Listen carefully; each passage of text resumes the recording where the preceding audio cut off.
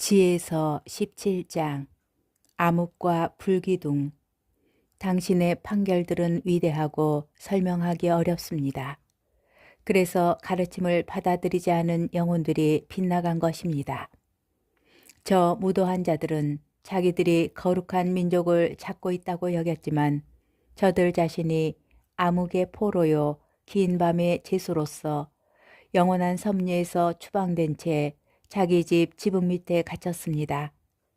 저들은 자기들의 은밀한 죄가 망각의 어두운 휘장에 가리어 들키지 않으리라고 생각하였지만 몹시 겁에 질리고 환영으로 혼란에 빠져 흩어져 갔습니다.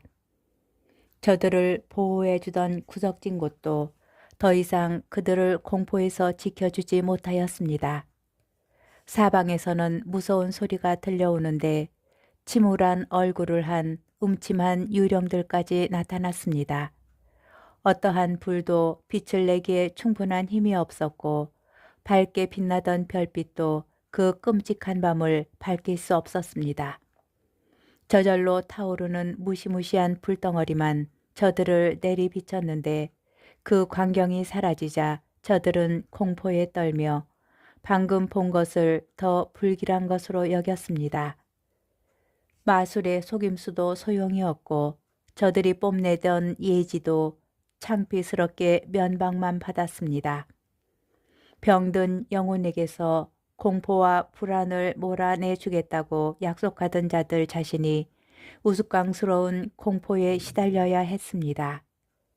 어떤 무서운 것이 저들을 두렵게 하지도 않았는데 벌레가 지나가거나 길짐승이 쉬씩 움직이는 소리에도 겁을 먹고 하늘 보는 것을 피할 수 없는데도 그마저 마다하고 전율 속에 죽어갔습니다.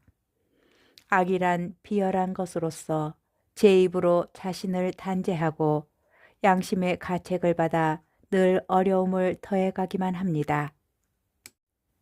두려움은 이성의 도움을 포기하는 것일 따름입니다. 속으로 그 도움을 덜 기대할수록 고통을 초래하는 까닭을 모르는 편이 낫다고 여깁니다. 무기력한 저승의 후미진 곳에서 올라온 밤, 참으로 무기력한 그 밤에 저들은 모두 같은 잠에 빠졌습니다.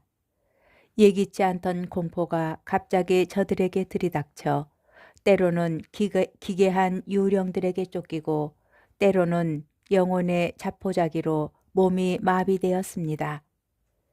그때 그곳에서 이렇게 쓰러진 자는 창살 없는 감옥에 갇혀 꼼짝도 못하였습니다. 그가 농부이거나 목자이거나 광야에서 힘든 일을 하는 일꾼이거나 다 공포에 사로잡혀 피할 수 없는 고초를 겪어야 했습니다. 정녕 저들은 모두 같은 암흑의 사슬에 묶였던 것입니다. 바람이 부는 소리에도 길게 뻗은 가지에서 들리는 아름다운 새 소리에도 장단 맞추어 세차게 흐르는 물소리에도 굴러 떨어지는 바위들의 요란한 소리에도 뛰어다니는 동물들의 보이지 않는 다름질에도 아주 사나운 야수들의 으르렁거리는 소리에도 산골짜기에서 울려오는 메아리 소리에도 저들은 공포에 질려 몸이 마비되어 버렸습니다. 온 세상이 밝은 빛을 받으며 아무 방해도 받지 않고 제 일을 하였지만 저들에게만은 무거운 밤이 드리워져 있었습니다. 그 밤은 저들을 삼켜버릴 암흑의 표상이었습니다. 게다가 저들에게는 자신이 암흑보다 더 무거운 짐이었습니다. 지에서 18장. 당신의 거룩한 이들에게는 아주 큰 빛이 비쳤습니다. 저들은 그들의 모습을 보지 못하고 소리만 듣고서 그들은 고통을 받지 않으니 행복한 사람들이라고 하였습니다. 또 전에 학대를 받았으면서도 지금 자기들에게 해를 끼치지 않음을 고맙게 여기면서 그들과 사이가 좋지 않았던 것에 대하여 용서를 청하였습니다.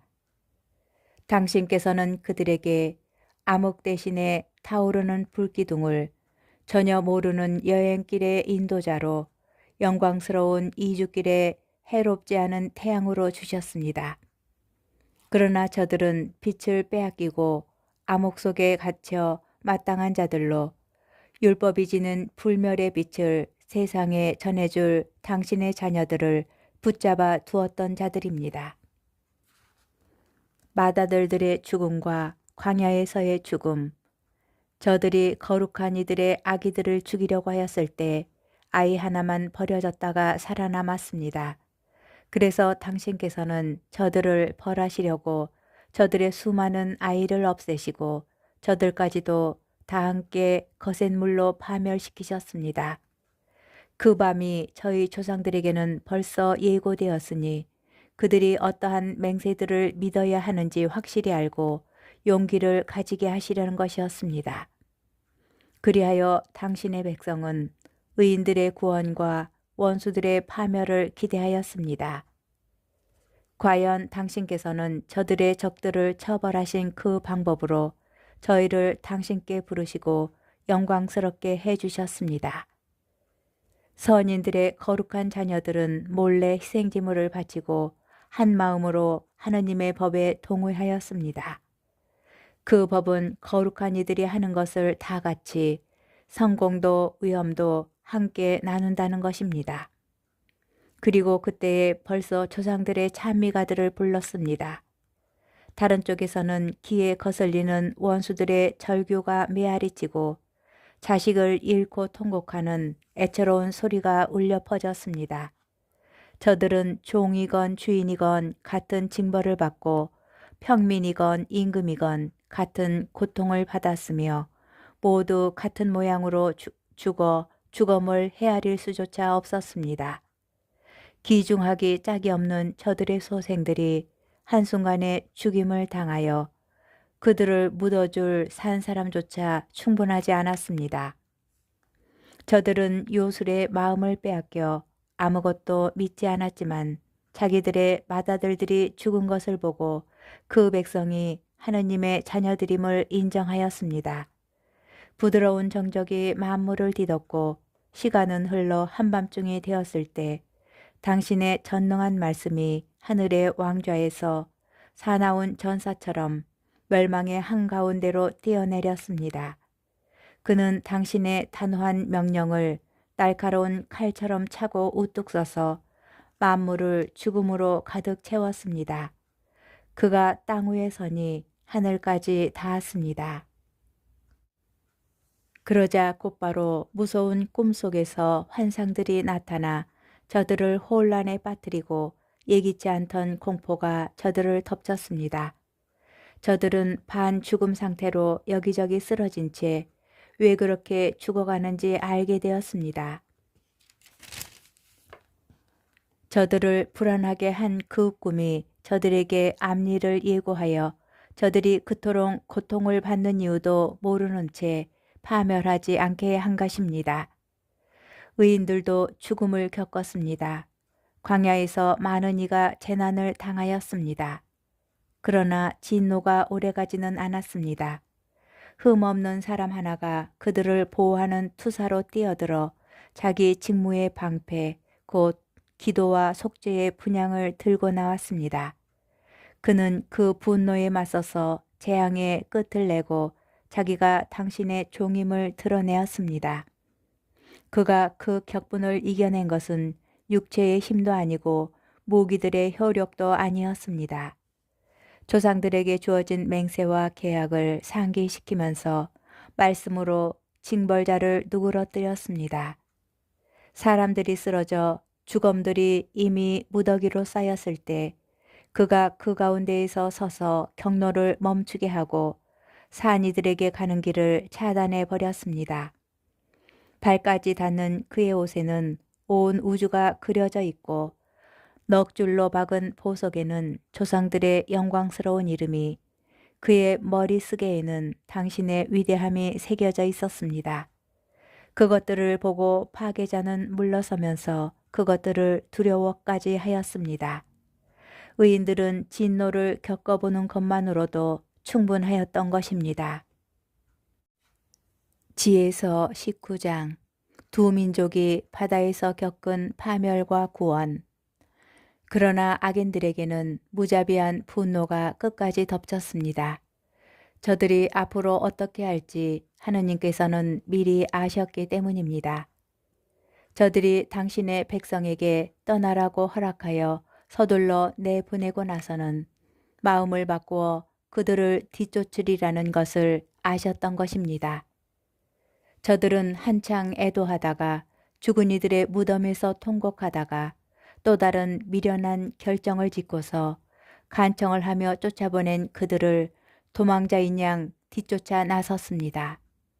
악인들에게 마땅한 숙명이 저들을 그 같은 극단으로 몰고 가면서 이미 일어난 일들을 잊어버리게 만들어 저들의 고통에 아직 남아있는 징벌을 마저 채우게 하였습니다.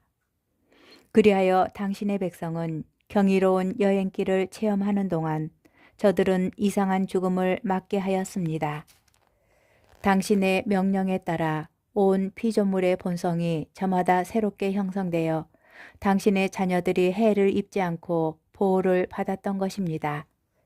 진영 위는 구름이 덮어주고 물이 있던 곳에서는 마른 땅이 나타나는 것이 보였으며 홍해는 장애물이 없는 길로 거친 파도는 풀 많은 벌판으로 바뀌었습니다.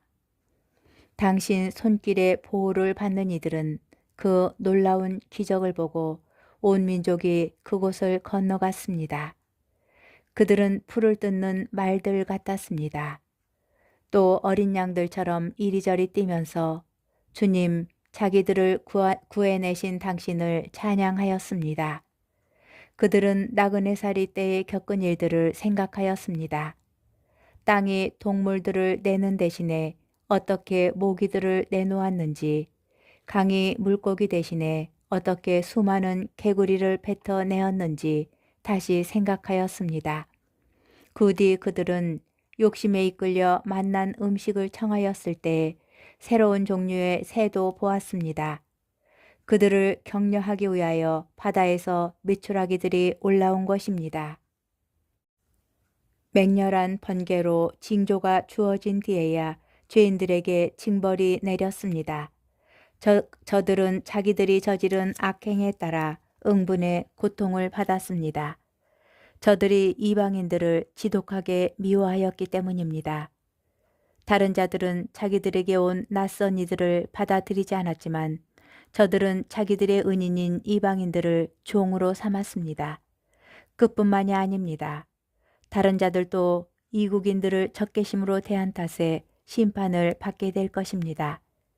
그런데 저들은 자기들과 이미 권리를 공유하는 이들을 잔치를 베풀며 받아들이고서는 무서운 노욕으로 못살게 굴었던 것입니다.